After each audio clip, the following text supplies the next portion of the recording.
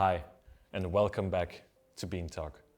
Today I want to answer a question for you, one that I gotta ask quite a lot. Where can you go to buy incredible specialty coffee?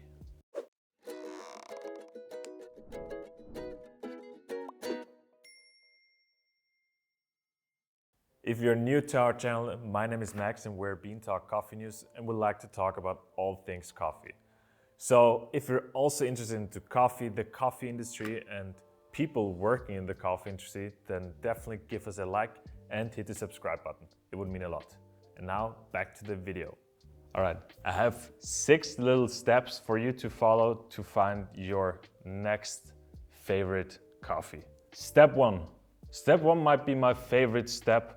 It's just go out and drink and try a load of different coffees. This could either be you going to coffee shops, to cuppings, maybe your local coffee festival, and just kind of try what's out there, see what you like. Not only taste-wise from the coffee, but of course also how you like to drink it, whether you prefer espresso, filter coffee, or maybe milk-based beverages, or iced coffee, or whatever.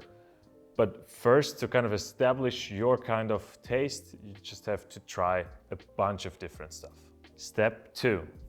So after you've established the kind of taste you like to look forward in your coffee, of course you want to replicate that. Find another coffee that just tastes like the one you had or even better. First off, you have to understand, is it more chocolate kind of taste that you like? Do you maybe like something quite acidic, crazy more into the citric kind of coffees, or maybe something more complex, floral, maybe even boozy kind of taste? Once you've understood that, you can go from there and find your coffee. So for example, if you're more into the chocolatey kind of coffees, from origin-wise, I would stick to South America. For example, go to Brazil, or maybe not go to Brazil, but try coffee from Brazil. They're typically more on the chocolatey side. If you like something more acidic on the other hand, you're looking for the lemon or lime kind of taste in your coffee, then maybe try coffee from Africa, like Kenya, for example. They usually have a very, very nice citric acidity to them. Or if you like more berry kind of flavors or want your coffee to be more tea-like, maybe try coffee from Ethiopia. Ethiopian natural that are quite sweet and loved for that. You can kind of find your coffee with the origin, try different origins and see what you like. This is not as easy anymore as it used to be because now that there's a lot of crazy fermentation processes out there, chances are that you're getting a coffee from Brazil that doesn't have this classical chocolatey notes, but might be more in the berry acidic kind of coffee. At least I've tried coffee like that. You can check the origins and try to find the coffees you like. And the next thing you might want to look at are the processings of the coffee.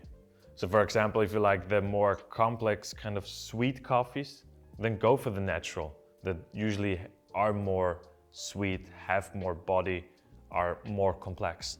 But on the other hand, for example, if you like this crisp acidity or a clean kind of coffee, then maybe try washed coffee that typically has more acidity, has a cleaner cup profile. A former employer of mine used to compare these two as beauty and beast.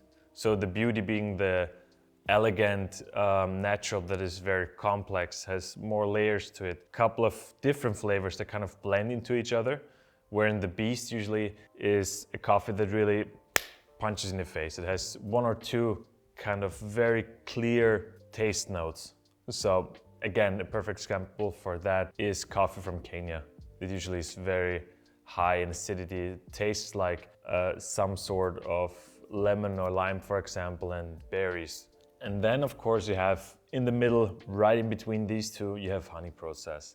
Also, depending what kind of honey process, how long, it could be either more towards natural or more towards washed. But if you want to learn more about processings, you can check out one of our older videos with Benji, who explains it very well. He explains the different kind of processings, how it works, and also how this translates to the cup profile of the coffee. So besides these more kind of classical processings, there are also all sorts of anaerobic fermentations. So this might be coffee that is fermented in some sort of special tank for a week, or coffee that is fermented together with some sort of special bacteria like lactic fermented coffee. And so these are more interesting kind of profiles that we're gonna put on the side for now. So step 3. So once you've understood what kind of coffee you like, so whether this is the chocolatey or the more fruity kind of coffee, go into your local coffee shop and just ask the barista. If it's a good coffee shop and a good barista working there, then they can show you what kind of coffee you would probably like. So also, if you're somewhere in a foreign place and you're looking for coffee shops, I often find myself looking for the specialty kind of coffee shops. Whenever I travel, there are a couple of different apps now, like European Coffee Trip has an app, or the Roasters app, where you can go and check out local coffee shops that have this specially kind of great coffee. And so I, for example, when I travel, I like to try the coffee there. Maybe also see if there are differences in roast profiles or in the way people like to drink their coffees there. Step number 4. So now that you've acquired some coffee from a local coffee shop, try preparing it yourself at home.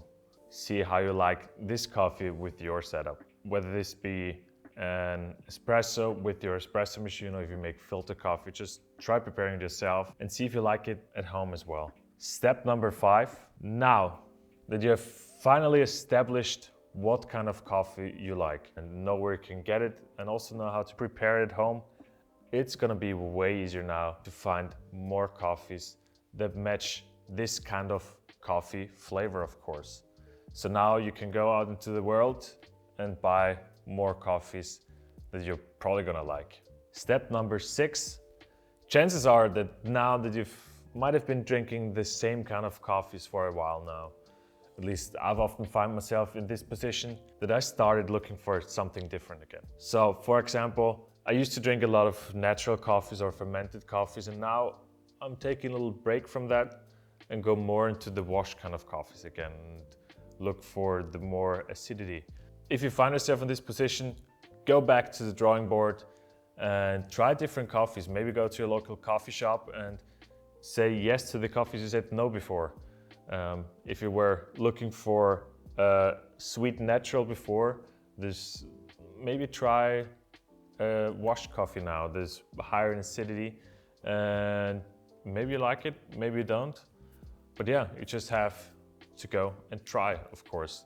In general speaking, now that you know where to get good coffee, one thing that is important to me at least is trying to support not only the small roasteries and the small coffee shops where you buy the coffee, but also coffee producers and farmers that they got the coffee from originally. That's why I usually like to buy coffee that says on the back where the coffee originates from, what farm the coffee originates from, the producer, and so on.